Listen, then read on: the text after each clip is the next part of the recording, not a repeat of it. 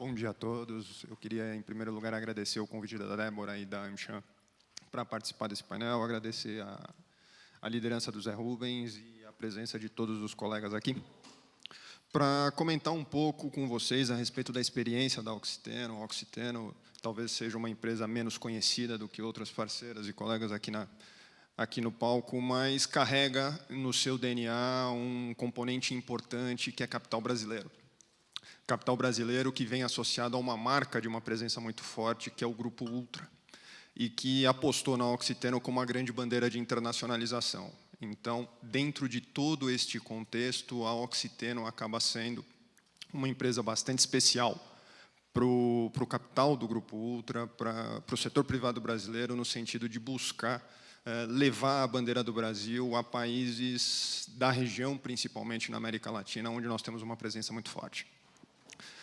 Para que a gente entenda um pouco o que é a experiência da Oxiteno na América Latina, vale lembrar que a empresa, apesar de 40 anos de trajetória, tem aí a sua história de internacionalização, que começa apenas nos anos 2000, e que, desde então, se mantém num passo constante.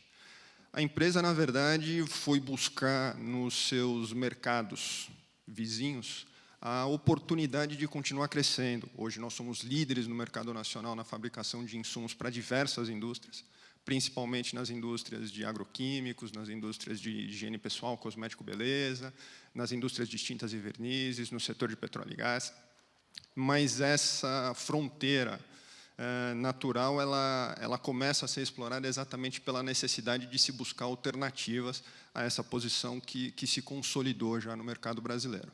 Então, desde 2003, nós já viemos explorando mercados como México, mercados como Argentina, mercados como Colômbia, mercados como o próprio Peru, mercados como a Venezuela. E a nossa experiência nesses países, na verdade, tem sido uma experiência extremamente positiva, no sentido de que, e aqui, como já foi falado anteriormente, somos quase 600 milhões de consumidores na América Latina. Consumidores que precisam de mais alimentos, consumidores que precisam de melhor eficácia e eficiência nos seus produtos de higiene pessoal de todos os dias, para lavar as cabeças, para escovar os dentes, para, enfim, o conjunto de higiene pessoal que nós costumamos dizer, consumidores que precisam de tintas mais eficientes para pintar suas casas, empresas de setor de petróleo e gás que precisam, na verdade, de uma maior eficiência no aproveitamento da exploração das suas reservas. E isso tudo está presente na América Latina.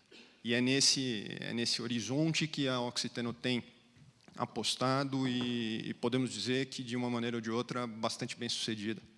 Hoje somos 1.800 pessoas trabalhando em todas as operações, na verdade, que nós temos, não só no continente latino-americano, mas também nos Estados Unidos, na Europa e na Ásia. Mas é importante ressaltar que esse grande contingente está muito focado nesse mercado latino-americano. Hoje nós temos 12 plantas em operação, das quais 11 estão na América Latina, com exceção do mercado norte-americano, onde nós temos uma planta também.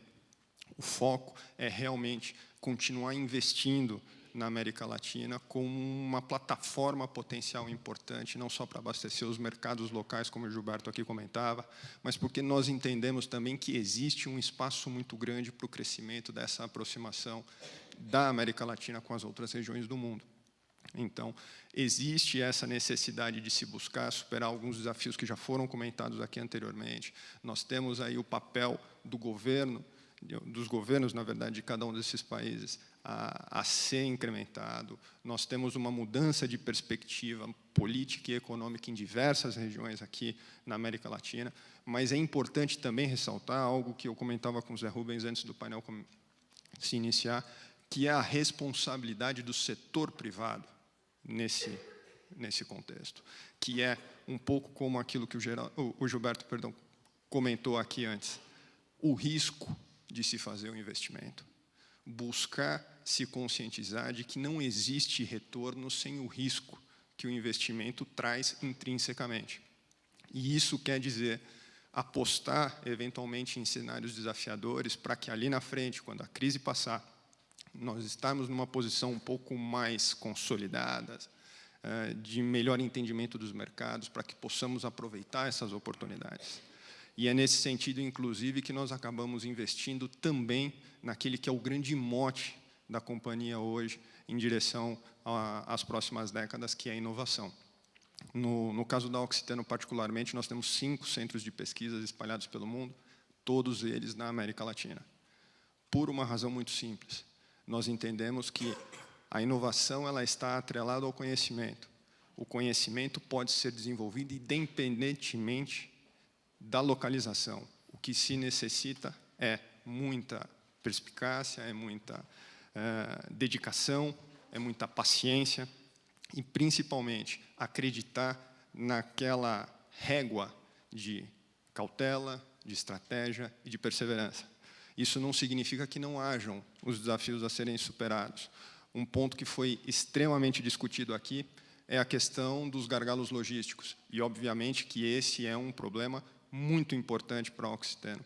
A Oxiteno, como empresa petroquímica, ela tem uma carência muito grande de um cenário um pouco mais sustentado, um pouco mais previsível, principalmente em termos de disponibilidade de insumos. Estamos falando aqui de Petrobras, estamos falando aqui de Pemex, estamos falando de PDVSA, estamos falando, enfim, dos grandes fornecedores das cadeias de origem fóssil, como nós dizemos na companhia, que passam, sim, por momentos de grande incerteza e indefinição.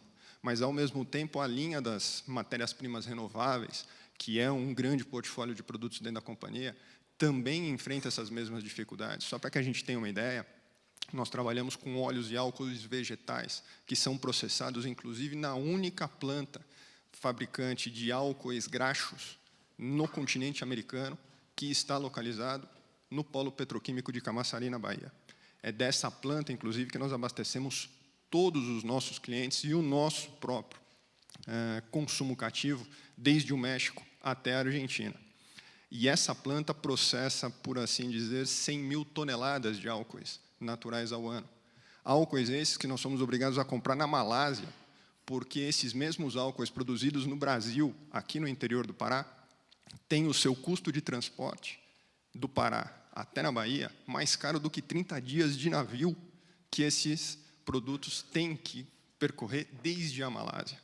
Então, nós estamos falando exatamente de desafios que são cruciais, mas, ao mesmo tempo, que nós não podemos deixar de acreditar numa solução, porque, se deixarmos de acreditar numa solução, seremos amadores, não conseguiremos permanecer competitivos.